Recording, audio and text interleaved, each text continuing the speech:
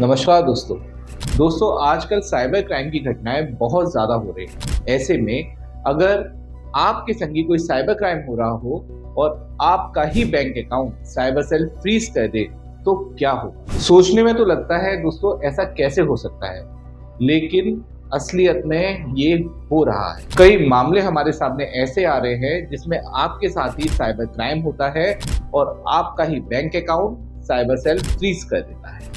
Job fraud, task fraud, loan fraud, account को rent पे देना या उसका मिसयूज होना, टेलीग्राम फ्रॉड, इन सभी फ्रॉड्स में आपके साथ साइबर क्राइम होता है, लेकिन आपका bank account cyber cell freeze कर देता है। अब दोस्तों ऐसा आखिर हो ही क्यों रहा है और क्या है इसका सॉल्यूशन, आज इस वीडियो में हम इसी टॉपिक पर डिस्कस करने वाले हैं। मैं हूं एडवोकेट आयुष गर्ग और आप देख रहे हैं अपना YouTube channel online legal centre.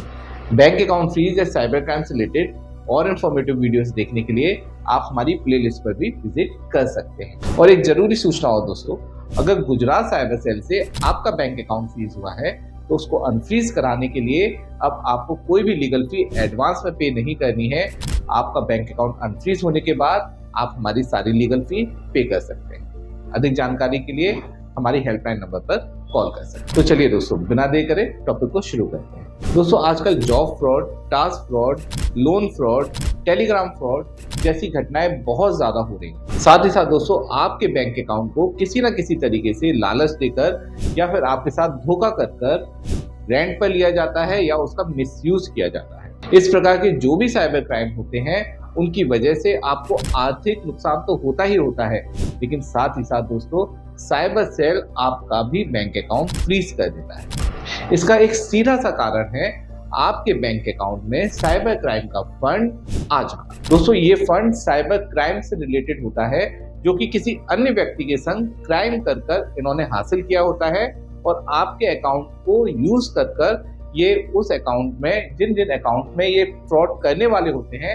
उसमें ट्रांसफर करते हैं। ऐसे में दोस्तों ये साइबर क्राइम का फंड जब आपके अकाउंट में आता है तो एक कंप्लेंट जो फाइल हुई है उस साइबर क्राइम के मैटर में, वो कंप्लेंट के अकॉर्डिंगली आपका बैंक अकाउंट भी डेबिट फ्रीज हो जाता है या उस पर लीन लग जाता है। कभी कभी दोस्तों ये फंड डायरेक्टली कंप्लेनेंट के अकाउंट से आपके अकाउंट में ट्रांसफर करवा दिया जाता है और कभी कभी ये डायरेक्ट ना होके इनडायरेक्टली चैन में बनकर आपके अकाउंट में ये फंड आ जाता है। अब दोस्तों चाहे फंड कैसे भी आए हो, डायरेक्टली आए हो या इनडायरेक्टली आए हो, आपका अकाउंट इसमें इन्वॉल्व हो जाता है और आपका बैंक अकाउंट पे या तो डेबिट फ्री साइबर सेल लगाता है या एक पर्टिकुलर अमाउंट का लीन लगा देता है। अब दोस्तों अगर ऐसी स्थिति आ जाए आपके सामने तो आपको करना क्या है। यहाँ पे आपका कोई रोल नहीं है गलत, आपका कोई इंटेंशन नहीं था इस तरीके के साइबर क्राइम करने का या फिर अपने अकाउंट में कोई फंड लेके आने का जो गलत फंड है, लेकिन फिर भी ये आपका अकाउंट इस प्रकार का फंड साइबर क्रिमिनल के द्वारा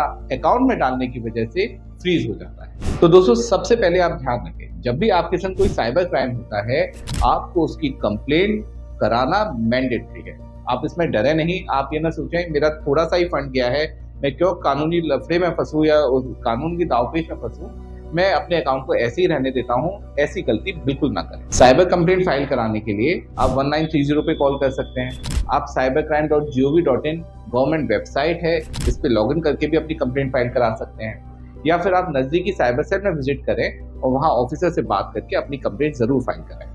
अगर इन तीनों तरीके से आपकी कंप्लेंट फाइल नहीं हो पाती है तो भी आपको परेशान नहीं होना है, आप कोर्ट के थ्रू भी अपनी कंप्लेंट फाइल करा सकते हैं। इसके लिए आपको 156 क्लॉज 3 के अंतर्गत मजिस्ट्रेट कोर्ट में एप्लीकेशन फाइल करनी होगी और अपनी कंप्लेंट फाइल कराने के लिए कोर्ट से अपील करनी होगी। कोर्ट को अगर सब कुछ सही लगता है, जेन्युइन लगता है, तो कोर्ट साइबर सेल को आदेश देगी आपकी कंप्लेंट फाइल करने के लिए, एफआईआर फाइल करने। कंप्लेंट फाइल कराना दोस्तों इसलिए भी जरूरी है क्योंकि इससे आपका जो फंड गया है, जो उस समय साइबर क्राइम आपके साथ हुआ है, उसको रिकवर करने में भी आपको सहयोगी रहता है। साथ ही साथ दोस्तों अगर भविष्य में साइबर सेल उस फंड की वजह से आपके बैंक अकाउंट को फ्रीज करता है तो ऐसे में इन्वेस्टिगेशन ऑफिसर को ये बताना भी आसान रहता है या उन्हें समझाना भी आसान रहता है कि हमारे संग एक साइबर क्राइम हो रहा था और उस वजह से हमारे अकाउंट में ये फंड आया है, तो हमारा कहीं भी किसी साइबर क्राइम में कोई रोल नहीं।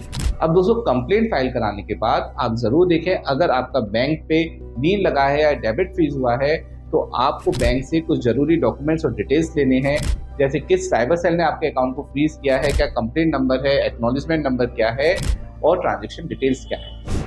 एक बार कंप्लेंट की डिटेल्स जब आपको मिल जाती है बैंक से, आपको साइबर सेल में कॉन्टैक्ट करना होगा। अगर ये कंप्लेंट की डिटेल्स आपको बैंक नहीं प्रोवाइड करता है तो भी परेशान होने की कोई ज़रूरत नहीं है। आप हमारी हेल्पलाइन नंबर पर कॉल करें, हम कोशिश करेंगे आपको ये डिटेल्स प्रोवाइड करा दें। एक बार ये सारी डिटेल्स जब आप साइबर सेल ऑफिसर को प्रोवाइड करा देते हैं तो उसके बाद अगर ऑफिसर को लगता है सब कुछ सही है तो वो आपके अकाउंट को अनफ्रीज कर देते हैं, उस पैसे डेबिट फीस को क्लियर कर देते हैं, डीन को भी क्लियर कर देते हैं। अगर साइबर सेल ऑफिसर ऐसा नहीं करते हैं, आपको लगता है वो गलत कर रहे हैं, वो आपको रिलीफ नहीं दे रहे हैं, तो ऐसे में आप कोर्ट में भी एप्लीकेशन फाइल कर सकते हैं। कोर्ट में आप कंप्लेंट की कॉपी को लगाएं, रेलिवेंट डॉक्यूमेंट्स को लगाएं और सेक्शन 451, 457 सीआरपीसी के अंतर्गत मजिस्ट्रेट कोर्ट में या फिर हाई कोर्ट में एक रिट पिटीशन फाइल कर सकते हैं और अपने अकाउंट को अनफ्रीज करा सकते हैं। साथ ही साथ दोस्तों एक बात और ध्यान रखिए, अगर आपके संग कोई साइबर क्राइम होता है और आप उसकी वक्त पे कंप्लेंट फाइल करा देते हैं, टाइम के अकॉर्डिंगली कंप्लेंट फाइल करा देते हैं, तो आपका वो पैसा रिकवर होने में भी बहुत ज़्यादा संभावनाएं बन जाती है। साइबर सेल आपके पैसे को रिकवर नहीं कराता है, वो उस डिस्प्यूटेड अमाउंट को जो डिफरेंट अकाउंट्स में गया है उनको होल्ड करा देता है उन्हीं सब अकाउंट्स में।